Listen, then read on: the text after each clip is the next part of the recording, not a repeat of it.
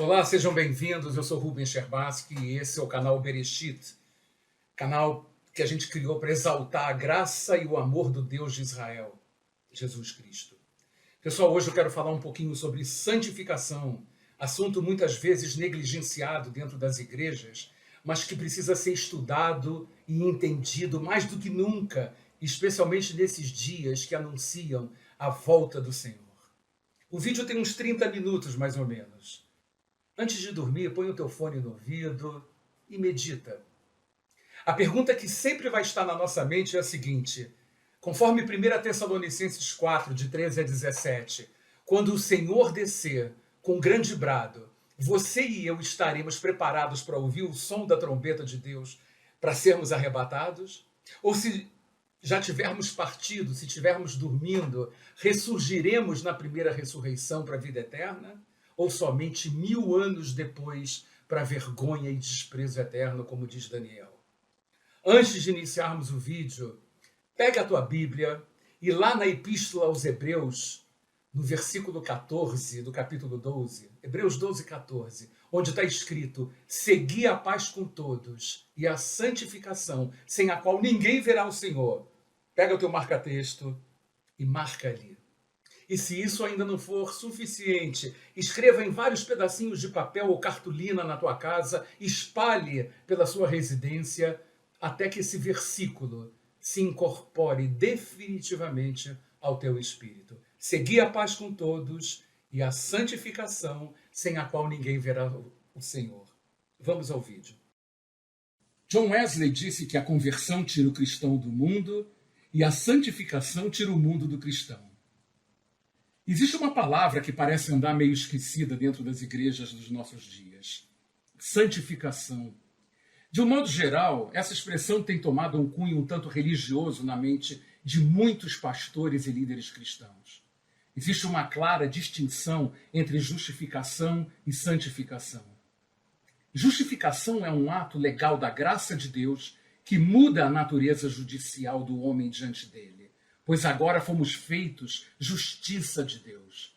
Está lá em 2 Coríntios 5, 21. Assim, se antes o homem era culpado diante de Deus por causa do pecado, agora em Cristo, pela fé, ele é regenerado, tem sua inocência provada e reconhecida de forma gratuita, mediante a redenção que há na cruz de Cristo. Romanos 3, 24. Justificados, pois, mediante a fé, temos paz com Deus por meio de nosso Senhor Jesus Cristo, a fim de que, justificados pela graça, nos tornemos herdeiros segundo a esperança da vida eterna. No entanto, embora recebamos uma nova natureza quando somos alcançados por Cristo e o Espírito Santo passe a fazer morada em nós, somente a santificação muda a natureza interior do homem. Há uma conexão inseparável entre justificação e santificação. É uma obra do Espírito Santo no homem. Ou seja, embora saibamos que o homem é justificado somente pela fé, a justificação é conectada pela santificação, pois afinal é impossível não haver mudanças no caráter do homem a partir do momento em que o Espírito Santo passa a habitar nele, passe a fazer morada nele. E essa é uma obra que tem como fundamento a palavra de Deus. Por isso, conheçamos e prossigamos em conhecer ao Senhor. Santificação é um processo que se inicia pela graça do Espírito Santo em cooperação com o crente. É diferente daquela bondade moral que muitos apregoam. Então, todo cuidado deve ser tomado para não entender santificação como a justiça própria que nos leva à vida eterna. Santificação é um processo que se iniciou na justificação e que nos transforma de fé em fé para que cada vez mais sejamos parecidos com o caráter de Cristo, como Paulo escreveu aos Efésios, até que todos cheguemos à unidade da fé e do pleno conhecimento do Filho de Deus, à perfeita varonilidade, à medida da estatura da plenitude de Cristo. Essa é a meta. Desde o Antigo Testamento, somos exortados a viver uma vida santa. O Senhor diz: portanto, santificai-vos e sede santos, pois eu sou o Senhor vosso Deus. Levítico 20, no verso 7. Palavras que são ratificadas por Pedro em sua primeira epístola. A santificação é uma obra sobrenatural de Deus. Não é algo que você determina ou incute no espírito da pessoa regenerada pelo fato dela ter tido um encontro com Cristo. O que passa a existir a partir da justificação é uma santa disposição, uma vontade infundida pelo Espírito em sinergia com o homem que foi justificado. Ou seja, nós participamos ativamente do processo de santificação. O Espírito nos santifica, sendo nós mesmos também instrumentos dessa obra. Quando Paulo nos exorta a detestarmos o mal, nos apegando ao bem, ou para que, em lugar de sermos orgulhosos, possamos agir com complacência com aquele que é humilde, não sendo sábios aos nossos próprios olhos, nem tornando a ninguém mal por mal, mas esforçando-nos para praticar o bem perante todos os homens, ou para que nos afastemos de tantas práticas como aquelas descritas lá em Romanos 1, 28 a 32 e similares. No final, eu vou dar uma lista, não é? Para a gente ter contato realmente, como se eu pudesse estender aquela lista conhecida de Romanos 1, 28 a 32. Significa que o crente, ao mesmo tempo que é estimulado a viver uma vida santa, deve ser diligente em aperfeiçoar sua vida moral e espiritual, como Deus fala a Miqueias.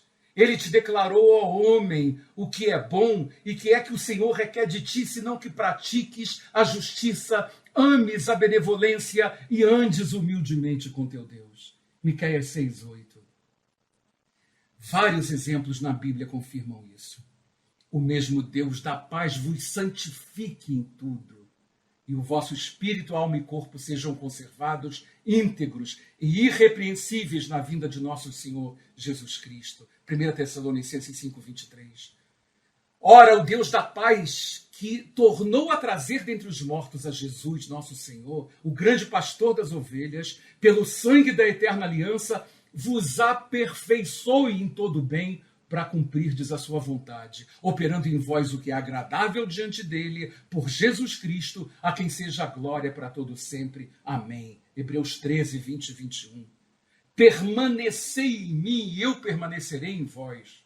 Como não pode o ramo produzir fruto de si mesmo, se não permanecer na videira, assim nem vós o podeis dar, se não permanecerdes em mim. Palavras de Jesus em João 15, verso 4. Logo, já não sou eu quem vive, mas Cristo vive em mim. E esse viver que agora tenho na carne, vivo pela fé no Filho de Deus que me amou e a si mesmo se entregou por mim. Gálatas 2:20. Assim, essa é uma obra que é realizada no homem de dentro para fora, do espírito para o corpo, passando pela alma. Não se trata de um processo que ocorre naturalmente, mas por ação sobrenatural do Espírito Santo e a nossa vontade de viver para Deus. Como está em Gálatas 4:19, meus filhos, por quem de novo sofro as dores de parto, até ser Cristo formado em vós. Ou seja, a meta é Cristo ser formado em nós. Ele nos matriculou na escola da vida eterna. Não tínhamos recursos para pagar as mensalidades, mas ele nos concedeu bolsa de estudos. É de graça. Assim como numa escola onde devemos assistir às aulas, estudar para não sermos reprovados, passar de série a cada ano letivo, até que o diploma nos seja entregue pelo diretor da escola. Se, porém, negligenciamos os estudos, podemos ser reprovados. Fomos chamados, mas podemos não ser escolhidos. Mesmo depois de tantos anos frequentando a mesma escola, o investimento poderá não ter valido de nada, o que seria uma lástima. Isso é o que muitas igrejas ensinam sobre mortificação da carne, onde o pecado é removido de forma gradual. Verdade que Paulo exorta a nos considerarmos mortos para o pecado, mas vivos para com Deus, não permitindo que o pecado reine em nosso corpo mortal, deixando-nos seduzir pelas paixões e oferecendo nossos membros como objeto de iniquidade, mas oferecendo-nos a Deus como instrumentos de justiça, já que o pecado não terá domínio sobre nós, tendo em vista que não estamos mais debaixo da lei, e sim debaixo da graça. Romanos 6, de 11 a 14. Isso é crucificar o velho homem, como Paulo escreve aos Coríntios. E assim, se alguém está em Cristo, é nova criatura, as coisas antigas já passaram, eis que tudo se fez novo. Sabendo o seguinte, que foi crucificado com ele, com Cristo, o nosso velho homem, para que o corpo do pecado seja desfeito, ou seja, torne-se inoperante, e não sirvamos mais o pecado como escravos. É certo que uma guerra interior permanece no homem durante o processo de santificação, pois a carne luta contra o espírito milita contra a carne, porque são opostos entre si. Está lá escrito em Gálatas 5,17. Paulo dizia que o pecado que habitava nele o instigava a fazer aquilo que ele não queria, pois na sua carne não habitava bem algum, e aquilo que ele queria fazer, ele não fazia. Era a luta do seu homem interior que tinha prazer na lei de Deus, isso é, da lei do seu entendimento espiritual, contra os seus membros que seguiam outra lei, a lei do pecado e da morte. Romanos 7, de 15 a 25. Mas o homem espiritual há que prevalecer pela santificação do espírito. Quanto mais nos santificarmos e nos debruçarmos na palavra, mais fortalecidos estaremos e mais submissa e inoperante será a carne do pecado. João escreveu no seu evangelho: a luz resplandece nas trevas e as trevas não prevaleceram sobre ela. Dessa forma, as fortalezas do pecado vão sendo destruídas e substituídas por uma nova estrutura com base nos valores do Espírito Santo. E estando crucificado com Cristo, possamos viver para Deus. Então, frutos como o amor, a longanimidade, a mansidão, a generosidade, o domínio próprio, a bondade, a fidelidade, a paz começam a se estabelecer dentro de nós, estruturando uma nova criatura em Cristo Jesus. A santificação nasce no coração de Deus, não do homem. Somente aqueles partidários do livre-arbítrio pensam o contrário e creem que a santificação é obra do homem, nasce do homem. Ora, aquele que começou a boa obra em vós há de completá-la até o dia de Cristo Jesus. Filipenses 1,6. Então, o Senhor começou uma obra, e se ele começou uma obra, nada vai deixá-lo frustrado, ele vai aperfeiçoar essa obra. Assim, temos um único caminho a ser trilhado até alcançar o alvo, que é a vida eterna: a santificação. Paulo escreveu aos Romanos: agora, porém, libertos do pecado, transformados em servos de Deus, tendes o vosso fruto para a santificação e, por fim, a vida eterna. Isso significa que o trem da nova aliança parte da cruz de Cristo, onde a lei terminou seu trajeto, tendo em vista que o fim da lei é Cristo. Romanos 10,4. Na estação chamada justificação, ela tem à frente uma locomotiva impulsionada pela graça e continua pelos trilhos das estações, santificação 1, santificação 2, e segue indefinidamente, movida pelo combustível chamado fé, até o alvo final, que é o céu, a estação da vida eterna. Esse é o projeto, não há outro projeto, amados. Essa deve ser a essência da vida de um justo. O inimigo vai fazer qualquer coisa para desfocar nossas lentes. Se Deus requer que alcancemos a estação santificação 15, 16, 38, 54, não negligenciemos tão poderosa salvação. Portanto, devemos atentar com mais diligência para as coisas que já temos ouvido, para que em tempo algum nos desviemos delas. Hebreus 2:1.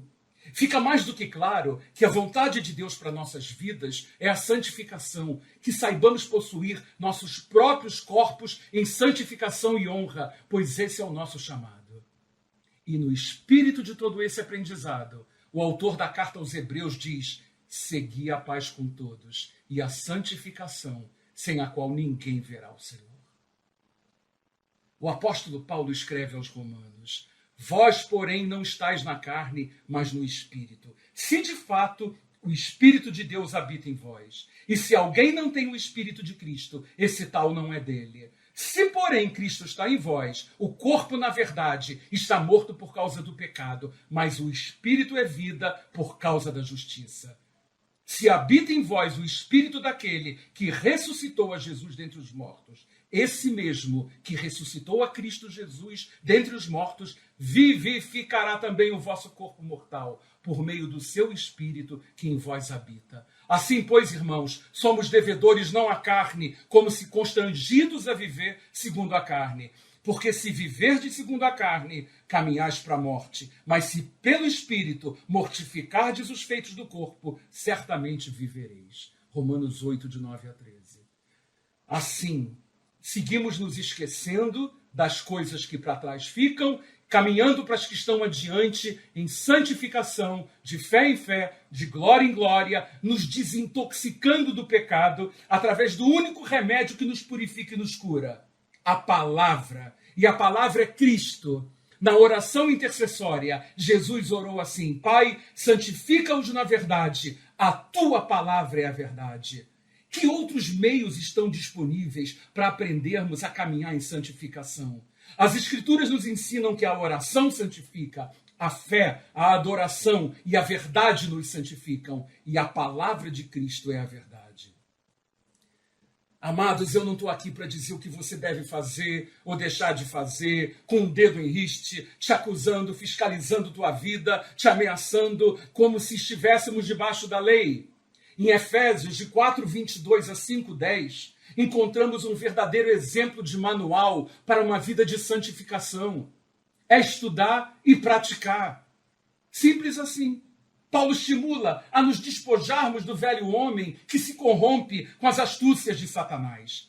Ele diz que o nosso entendimento precisa ser renovado, nos revestindo do novo homem, criado segundo Deus em justiça e retidão que tem origem na verdade, deixando de mentir e falando a verdade, pois ele enxergava o cenário de um corpo espiritual, a igreja. Ele não entendia como pessoas que pertencem ao mesmo organismo espiritual pudessem mentir um para com os outros.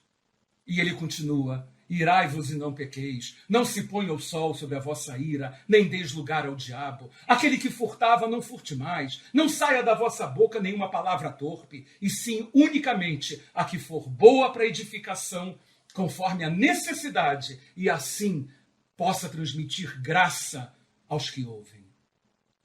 E não entristeçais o Espírito de Deus, no qual fostes selados para o dia da redenção.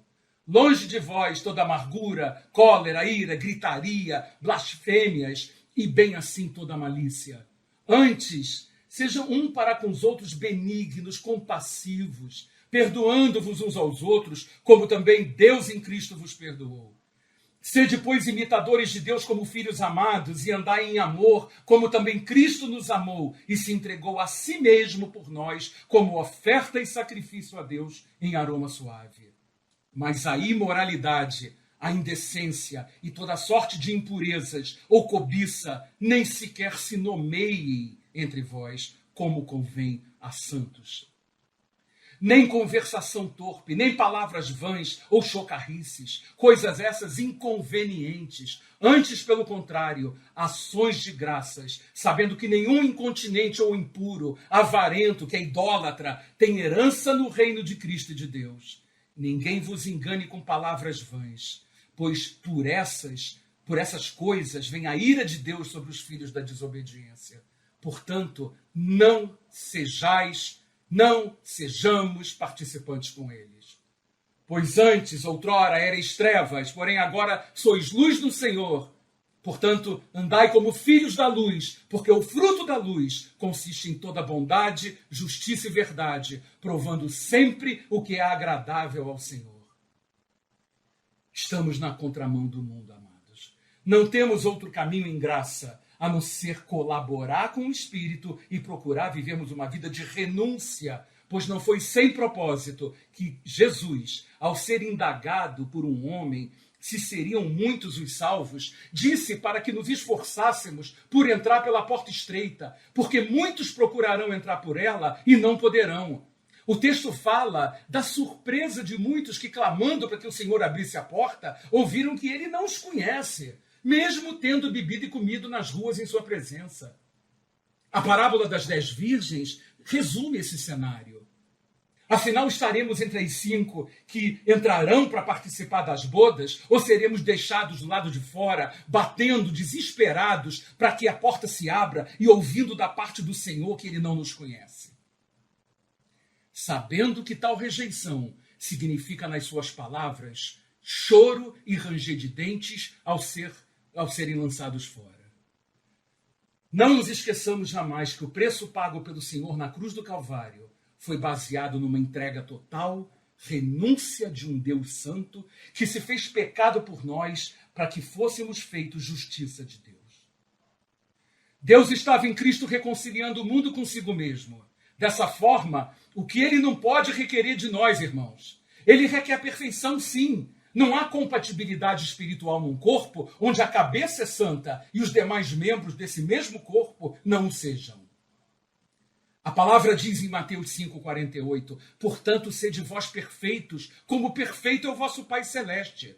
Mas essa é uma perfeição a ser alcançada pela fé, com base no fato de que a graça não é licença para pecar, e que eu posso tropeçar sim, fruto do tabernáculo, da carne que ainda vivemos, mas não voluntariamente, porque se vivermos deliberadamente em pecado, ou negligenciando a salvação, depois de termos recebido o pleno conhecimento da verdade, já não resta sacrifício pelos pecados. Pelo contrário, certa expectação horrível de juízo e fogo vingador prestes a consumir os adversários. Isso está lá em Hebreus 10, 26, 27. Mas se o Espírito habita em nós e somos sensíveis à sua voz, imediatamente após um tropeço, virá o arrependimento, um constrangimento pelo Espírito Santo e um pedido sincero nosso de perdão a Deus. E num piscar de olhos estaremos perdoados. Assim, com base na palavra, continuaremos nossa caminhada. Não há legalismo, não há espírito de religiosidade, não há o peso da lei, nem acusações, nem medo, mas naturalmente teremos o desejo de cumprir e obedecer à lei de Deus, à lei do espírito de vida, pelo prazer de ver o sorriso de Cristo, contemplando a face do Pai, dizendo, valeu a pena. O próprio rei Davi perguntou a Deus, mas afinal, quem subirá ao céu? Ou quem habitará no tabernáculo do Senhor? E o Salmo 15 diz, aquele que anda em sinceridade e pratica a justiça, fala a verdade segundo o seu coração, aquele que não difama com a sua língua, nem faz mal ao seu próximo, nem aceita nenhuma afronta contra o seu próximo. Aquele a cujos olhos o réprobo é desprezado, mas honra os que temem ao Senhor. Aquele que mesmo que jure com dano seu não muda. Aquele que não empresta o seu dinheiro com usura, nem recebe subornos contra o inocente. Quem faz isso nunca será abalado. Pedro tinha os mesmos questionamentos de Davi. Ele diz, acrescentai à vossa fé a virtude, e a virtude a ciência, e a ciência a temperança, e a temperança a paciência, e a paciência a misericórdia, e a misericórdia o amor fraternal, e o amor fraternal o amor. Porque se em vós houver e aumentarem essas coisas, não vos deixarão ociosos nem estéreis no conhecimento de nosso Senhor Jesus Cristo. Pois aquele em quem não há essas coisas é cego, nada vendo ao longe, havendo-se esquecido da purificação dos seus antigos pecados. Portanto, irmãos, procurai fazer cada vez mais firme a vossa vocação e eleição, porque fazendo isso, nunca, jamais tropeçareis. 2 Pedro 1, de 5 a 10. Assim eu me lembrei do texto da quarta visão de Zacarias, lá em Zacarias 3, de 1 a 9, onde o sumo sacerdote Josué estava vestido de trajes sujos diante do anjo e Satanás à sua direita o acusando, que é a sua expertise, na verdade. O anjo deu ordem para que as vestes de Josué fossem trocadas por trajes finos, mas disse, se andares nos meus caminhos e observares os meus preceitos, também tu julgarás a minha casa e guardarás os meus átrios e te darei livre acesso entre estes que aqui se encontram. Ali foi profetizada a vinda do Messias e a sua cruz. Uma pedra foi colocada diante do sumo sacerdote Josué. A pedra era Cristo. Sob a pedra haviam 7 olhos, que são os 7 Espíritos de Deus, o Espírito Santo. Aliás, O Espírito Santo está sempre sobre Cristo. Ruach Adonai Alai, o Espírito do Senhor está sobre mim. Isaías 61:1. O Espírito, descendo como pomba, pousou sobre Jesus quando ele saiu das águas do Jordão. Mateus 3,16. Quando foi arrebatado, João viu no meio do trono e dos 4 seres viventes, entre os anciãos, em pé, um cordeiro, como havendo sido morto, que tinha 7 chifres e 7 olhos, que são os 7 Espíritos de Deus, o Espírito Santo, enviados por toda a terra. Apocalipse 5, verso 6. Era a menorá sobre o Senhor. Esses eram os chifres. Assim, olhei para as minhas próprias vestes. Eram brancas, mas havia certas manchas amareladas, amados. Aconselharam-me a colocar veres, mas não adiantou muita coisa. Mandei para a lavanderia especializada em tirar manchas. Melhorou um pouquinho, mas não ficou com aquele branco, como as lavadeiras de antigamente coaravam a roupa, deixando-as expostas ao sol. Para essa última igreja, que é a de Laodiceia, o Senhor nos aconselha que dele compremos vestes brancas para que possamos nos vestir e não sejam manifestadas a vergonha da nossa nudez. Apocalipse 3,18. Ou seja, não adianta lavar as vestes. A carne para nada se aproveita. Você não pode converter a carne é inconversível. A carne serve para ser lançada no fogo. As vestes brancas não podem ser lavadas, mas precisam ser substituídas por trajes finos.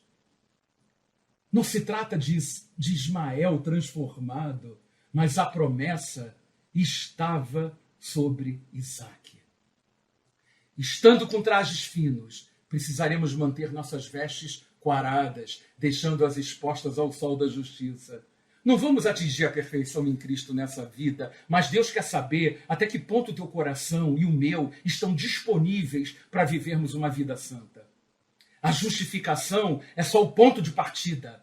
Pode não ter sido para o ladrão da cruz ou para aqueles que no último suspiro entregaram suas almas a Cristo. Estes foram salvos como que pelo fogo, como a gente lê em 1 Coríntios 3,15.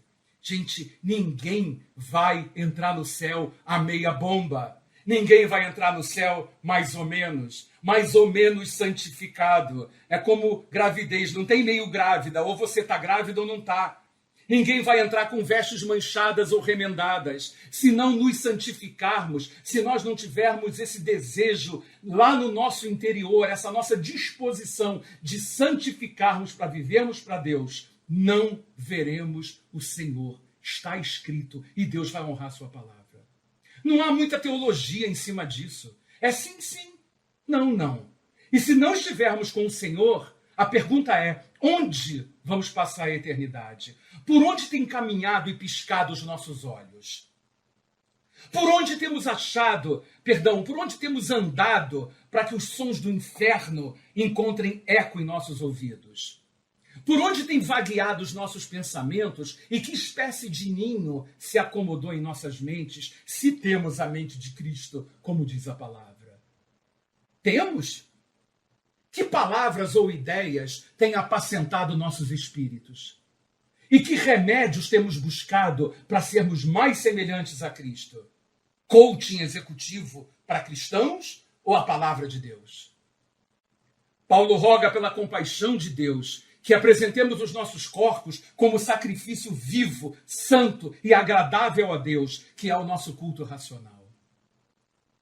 Não nos conformando com os valores desse mundo, mas transformando o nosso entendimento pela ação do Espírito, a fim de que experimentemos qual seja a boa, agradável e perfeita vontade de Deus. Amados, o Senhor está voltando.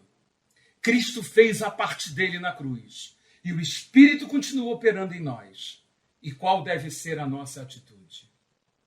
Permaneceremos nos trilhos das estações da santificação ou negligenciaremos a salvação e nos desviaremos por vertentes que podem nos levar à região dos lagos?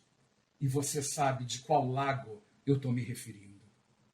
Hoje eu entendo o texto de 2 Pedro 3,9, que diz que o Senhor não retarda a sua promessa, ainda que alguns a tenham por tardia, mas é longânimo para convosco, não querendo que alguns se percam, senão que todos venham a arrepender-se. Sabem por que motivo o Senhor não voltou ainda, amados? Por minha causa. Porque Ele me ama incondicionalmente. E eu não estava preparado para ouvir o som da trombeta de Deus. Ok, por tua causa também. Por causa de João, de Maria, de Afonso, de Célia, de Jair, de Melissa, de Antônia, Adriane, meus filhos, os seus, da nossa família, dos nossos vizinhos.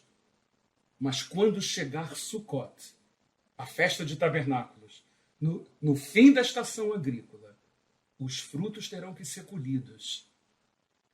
O Senhor tem adiado a festa, porque quer colher mais frutos, mas Ele tem um cronograma e vai chegar uma determinada hora em que Ele não vai poder mais adiar sua volta.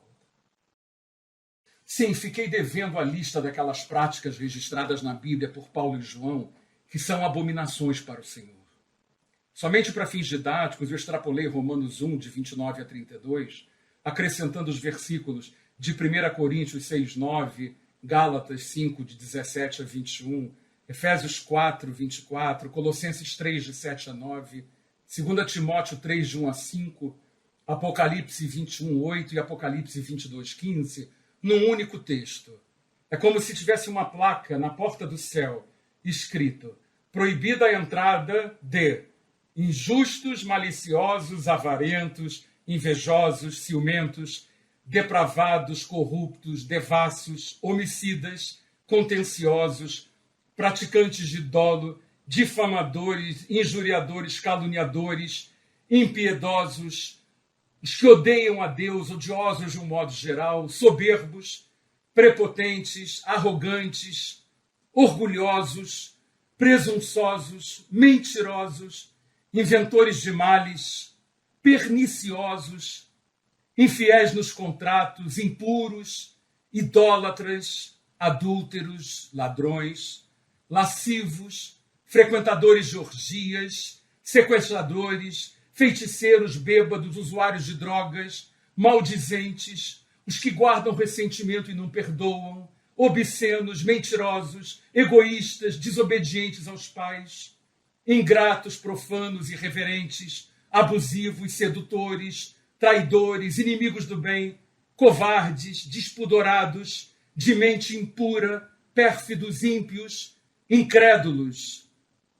Não quer dizer que sejam somente estes. Diz que estes não entrarão. A palavra diz que esses sabiam que a morte seria a penalidade, mas mesmo assim, além de pecarem com prazer, também aplaudem os outros que pecam. Seu pecado alcançou um ponto tal onde elas recebem satisfação pelo pecado alheio. Está em Romanos 1, 32. Essa é uma lista básica. A Bíblia não fala de pedófilos, de fofoqueiros, de mundanos de um modo geral, de manipuladores de toda espécie, de exploradores dos mais humildes, de fraudulentos, daqueles que dão falso testemunho e por aí vai. Fato é que somente o Espírito Santo e a disposição daquele que foi justificado, só a vontade de agradar a Deus, serão capazes de criar condições para que a roleta de entrada na Jerusalém Celeste não seja travada. Deus abençoe a todos. Gente, se vocês gostaram desse vídeo, compartilhem com outros irmãos e amigos, inscreva-se, deixe o seu like e ative o sininho para receber outros vídeos desse canal. Até a próxima.